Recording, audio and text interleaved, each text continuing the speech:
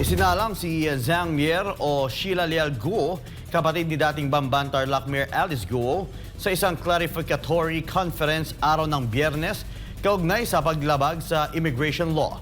Ang pagdinig ay isinasagawa ng Bureau of Immigration Board of Special Inquiry. Si Cherry Light magbabalita.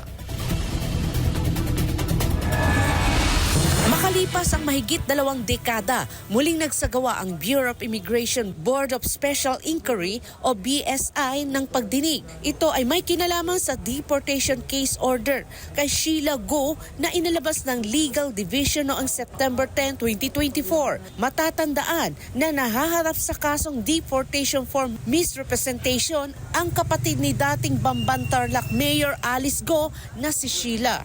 Ayon sa Bureau of Immigration, ito ay dahil sa pagpanggap ni Sheila na isang Pilipino kahit na isa pala itong Chinese national. Sinabi ni Board of Inquiry Chairman Attorney Gilbert Repizo, ang kanilang timetable ay umaabot ng 3 araw para makuha ang mga dokumento at 7 araw para sa pagsumite nito. Magsasubmit sila ng simultaneous memorandum at magro-ruling kami, pero ang ruling namin, bagamat hindi kami kontrolado ng Board of Commissioners, independente kami, but it will be the Board of Commissioners who will make a final ruling. Gayunpaman, ayaw nilang pangunahan ng desisyon ng Board of Commissioner kung kailan ang deportasyon ni Guo. Hindi siya i-deport hanggat merong balido at nakabinbin na mga usapin.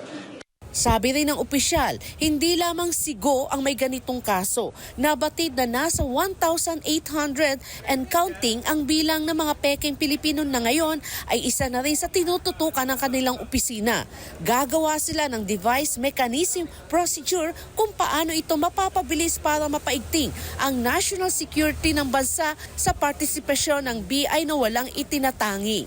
But what is good thing about this is that this will serve as a strong signal sa lahat ng mga peke, sa lahat ng mga nagwawalang iya, sa lahat ng mga nagloloko, na pwede kayong makaligtas ngayon, but sooner or later, the long arm of the law will reach you.